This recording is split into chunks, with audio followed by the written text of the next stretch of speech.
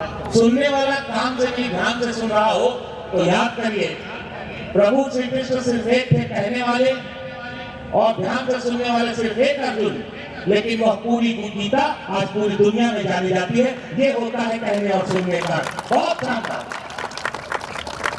हम लोगों की सौभाग्य की बात है, हमारा कविता का श्रीमंच सजा हुआ है, साहित्य की श्रीपीठ है यहाँ पर। और सबसे बड़ी बात, आज इस श्रीमंच की अध्यक्षता भी बक्सर की इस पूरी धरती पर, जहाँ पर भी प्रभु श्री राम ने माता अहिल्या का उद्धार किया, असुरों राक्षसों का संहार किया। कहने का अर्थ है कि सनातनी संस्कृति की बात हम करते हैं, हम इन मूल्यों की बात करते हैं, जिन आदर्शों की बात करते हैं, उनकी स्थापना, उनके संरक्षण और उनको आगे बढ़ाने का काम इसी धरती से हुआ है। आज हम सब लोगों के सौभाग्य का अवसर प्रदान किया।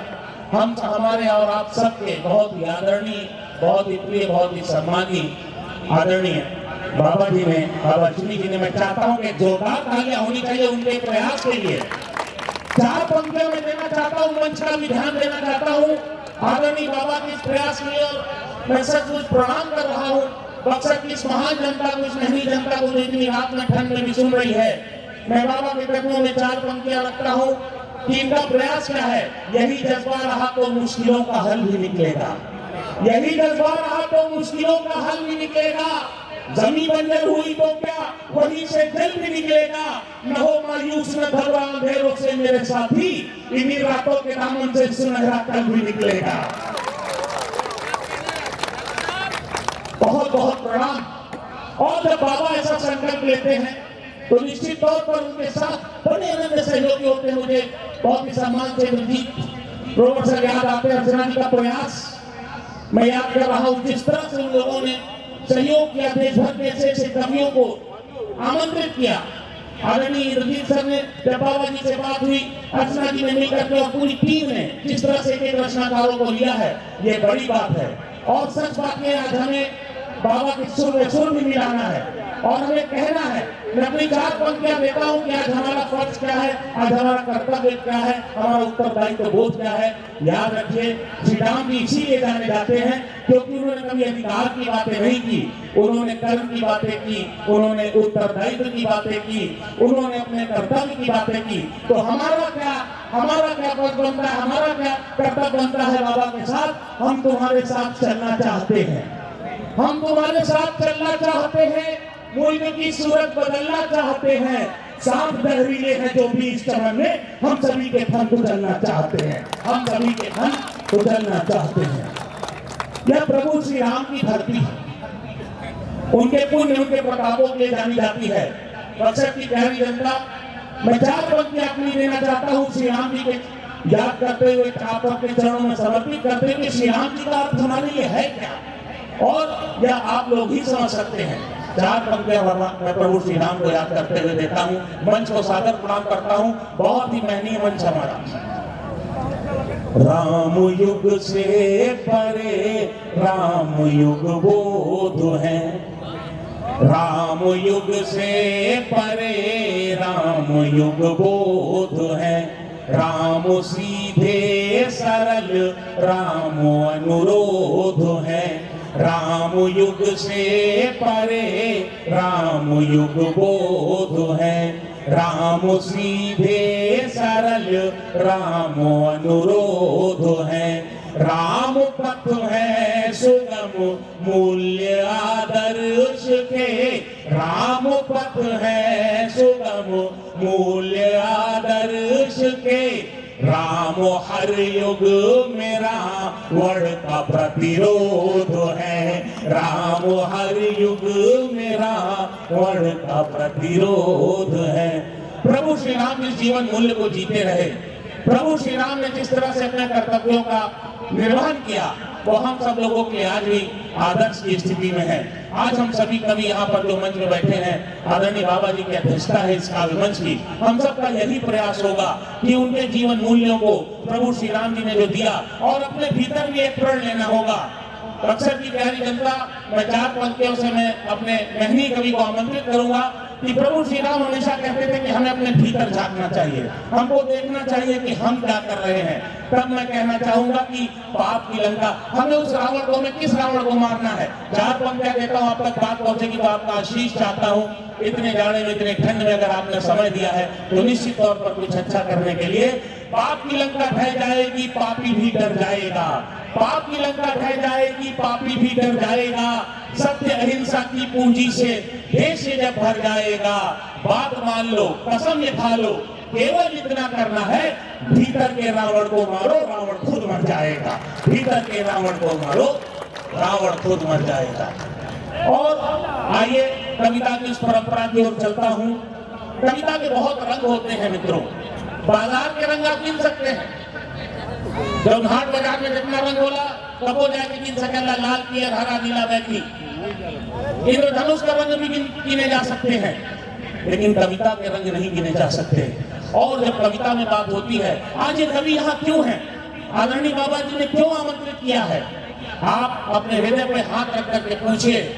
अगर महर्षि कवि वाल्मीकि न होते, अगर महाकवि बाबा तुलसीदास न होते, महाकवि निराला न होते, तो शायद हम श्री राम जी को भी पूरी तरह से नहीं जान पाते। और जोरदार तालियां उन कवियों के लिए।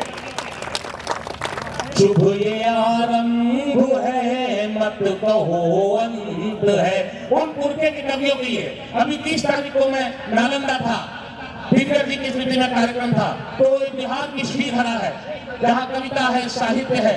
तो 4 पंक्तियां उन पुरखों के लिए दे रहा हूं। आप सब लोग कविता को जी रहे हैं। आपको मेरी पंक्तियों के माध्यम से उन पुरखे कवियों को प्रणाम पहुंचे, ताकि हम अपनी कविता की श्रृंखला की ओर चले।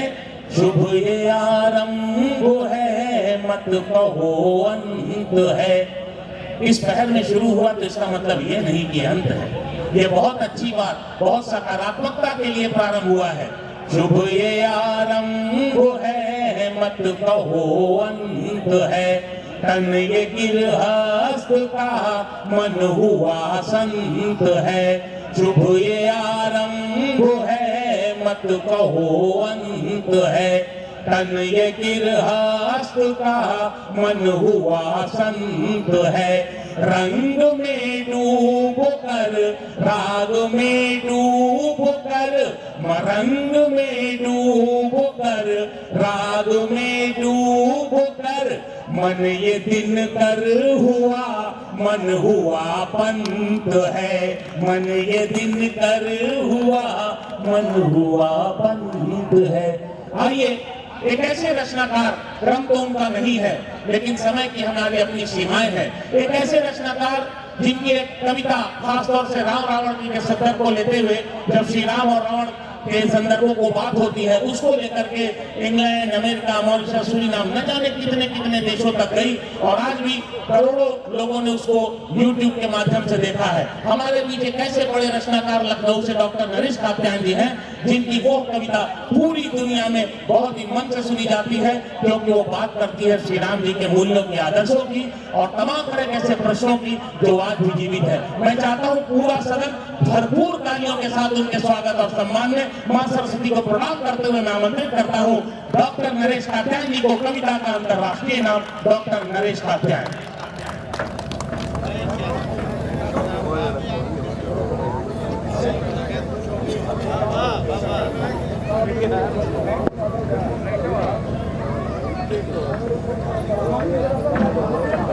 हेलो, आपने तालियां कम बजाई हैं। कात्यायन साहब खड़े हों तो ऐसा लगे कि लाखों लोग तालियां बजा रहे। पर दोनों हाथ ऊपर उठा के जोरदार तालियां।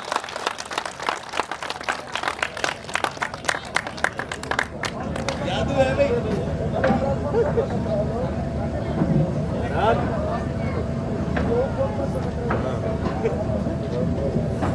बहुत बहुत धन्यवाद सुरेश। इस भीड़ की रात में हमारी संस्कृति और हमारी अस्मिता की सुरक्षा और उसके विस्तार के लिए ये जो महासमागम बक्सर में हुआ, श्रद्धेय मंत्री जी हमारे मंच की अध्यक्षता कर रहे हैं और मंच पर देश के बहुत सम्मानित कर्मी उपस्थित हैं। मैं सभी को प्रणाम करता हूँ। साहित्य, संस्कृति, पुराण और इतिहास की ये भूमि अक्सर इस पावन भूमि को नमन करता हूँ। भैया श्रेष्ठ ने मुझसे पहले ही कह दिया था कि आपको सबसे बाद में पढ़ना होता है, लेकिन आज मैं आपको सबसे पहले पढ़वाऊंगा। वो आदेश सिर माथे रखते हुए पहले 4 पंक्तियों में भगवान श्री राम से प्रार्थना करता हूँ। मैं आपको बता दूं, जो कविता जिसका संदर्भ दिया है, उस कविता में राम से मैंने कुछ सवाल रावण के द्वारा करा है, और वो सवाल इस देश में तमाम जगह से उठते हैं, और वो सवाल इसलिए भी जरूरी है कि राम राज्य लाने के लिए उन सवालों का उत्तर हम अपने कर्म से देंगे। पहले राम को प्रणाम करती हुई ये 4 पंक्तियां। तिहारो उपासक पुकार तो कृपा निधान, मेरी भक्ति द्रौपदी को चीर कर दीजिए, और जहां पे दया मिली सुदास तुलसी को नाथ, मुझे उसी द्वार को फकीर कर दीजिए।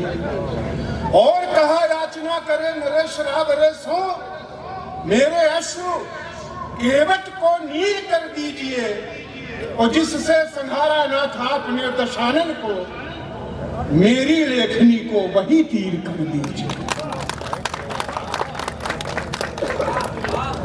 मेरा एक निवेदन ये भी है और ये आदत भी है, हमारे देश में तमाम कवि काव्य पाठ करते हैं मंच पे और भरपूर तालियों की मांग करते हैं, बार बार करते हैं। मैं आपसे एक बार भी नहीं, लेकिन जहां आपको लगे कि इस कवि ने या शारदा ने इस कवि के मुंह से कुछ सत्य कहलवा दिया है, कुछ अच्छी बात कहलवा दी है, तो पहली बात पहले ही मैं आपसे कह देता हूं, वहां पर आप चुप न रहिए। कविता जिसका संदर्भ दिया है वो कुछ यूं आई कि हमारे देश में नवरात्रि में हम बेटियों के चरण धोते हैं, महावर लगाते हैं, उनकी पूजा करते हैं, उन्हें खिलाते हैं। हमारे देश में हमें शक्ति चाहिए, दुर्गा के पास जाते हैं, हमें धन चाहिए, लक्ष्मी के पास जाते हैं, हमें वाणी चाहिए तो हम शारदा के पास जाते हैं, और हमें जन्म चाहिए तो किसी माँ की कोख चाहिए होती है। और मेरे मित्रों, इस भरण पोषण के लिए इस धरती की जरूरत होती है, ये हमारी माँ है। तो हमारी सनातन संस्कृति तो अद्भुत है। उसी देश में, राम के उस देश में पता नहीं कितनी विकृति, कितनी मानसिक गिरावट आ गई, जहां 6-6 महीने के और साल भर की बच्चियों तक सुरक्षित न हो। हम कितने पतित हो गए। उस दुख को व्यक्त करने के जैसे ही हमने प्रारंभ किया, वैसे ही तमाम सवाल खड़े हो गए। हमने क्या किया? निर्भया, आपने सुना था, दामिनी दूसरा नाम उसका, तमाम घटनाएं अखबारों में रोज इस तरह से आती है। मेरे एक मित्र ने तो पूछ भी दिया कि नरेश आखिर इन रावणों का वध कब होगा। मैंने उनसे कहा कि इनको रावण मत कहो, इसलिए मत कहो ये रावण नहीं है। क्यों नहीं है? कविता में आपको बताता हूं। मैंने आज एक चौराहे पर राम और रावण को आमने सामने खड़ा किया, त्रेता नहीं, आज इस वर्तमान में राम का स्वभाव है, राम का स्वभाव है कि रावण को देखते ही उसका वध करना, और रावण की नियति है कि राम के हाथों मारा जाए।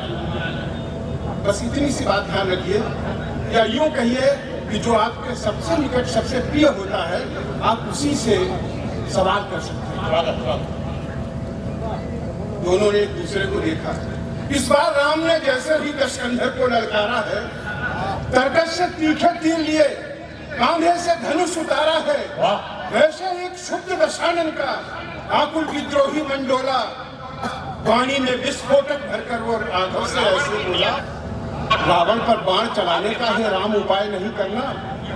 हे दशरथ नंदन, सावधान, ऐसा अन्याय नहीं करना। तुम मर्यादा के पालक हो, कैसे मर्यादा तोड़ोगे? एक ही पाप की सजा मुझे 100 बार भला कैसे दोगे? पहले सागर उस पार मिली, फिर सागर के इस पार मिली। अपराध किया था एक बार पर सजा हजारों बार मिली। मैं रक्ष संस्कृति का स्वामी, मैंने तो अपना काम किया। ये पुत्र नाहक मुझको इस दुनिया ने बदनाम किया। तुम नायक हो, मैं खलनायक। बेशक मुझ पर तुम वार करो, भारत के क्रूर दरिंदों का, लेकिन पहले संघर्ष। क्या बात है, जिंदाबाद, वाह, वाह, वाह, वाह, क्या बात है डॉक्टर साहब, वाह, संघार करो, वाह, संघार करो, वाह। हाँ, मैंने एक गलती तो की थी एक गलती। माना मैंने धर साध वेश वैदेही का अपहरण किया, लेकिन मर्यादा के विरुद्ध आगे ना कोई आचरण किया। सीता अशोक वाटिका रही, मेरा इतना ही नाता था, मेरी पटरानी बन जाओ ये कह करके समझाता था। मैं राक्षस हूँ, मेरा स्वभाव है दिखलाता, धमकाता था, और जब जाता था पास कभी पत्नी को लेकर जाता था। वाह, वाह, और जब जाता था पास कभी पत्नी को लेकर जाता था। किसको अन्याय कहोगे तुम, किसको अपराध कहोगे तुम? ऐसा तो कुछ भी हुआ नहीं। लंका में मैंने सीता को एक उंगली से भी छुआ नहीं। क्या बात है, वाह, वाह, क्या बात है, वाह। लेकिन जिस भारत को अपनी तुम मातृभूमि बतलाते हो, जिसके आगे तुम सोने की मेरी लंका ठुकराते हो, उस भारत में है राघवेंद्र पापों की नदी बह रही है। जिसको तुम माता कहते हो वो कितने दुख सह रही है नहीं सुरक्षित अब लाए हैं राम तुम्हारे भारत में। नित लूटी जाती बालाएं हैं राम तुम्हारे भारत में। कर दिया कलंकित साधुवेश भारत के नमक हरामों ने, अपराधी कुटिल कामियों ने, गुरमीतों आशारामों ने। क्या बात है, वाह, कर दिया कलंकित साधुवेश भारत के नमक हरामों ने, अपराधी कुटिल कामियों ने, गुरमीतों आशारामों ने। मर्यादा की सब सीमाएं हैं राघव टूटी जाती हैं। कितनी दामिनियां निर्भय हो सड़कों पर लूटी जाती हैं। हे राघवेंद्र, इन दुष्टों पर क्यों धनुटंकार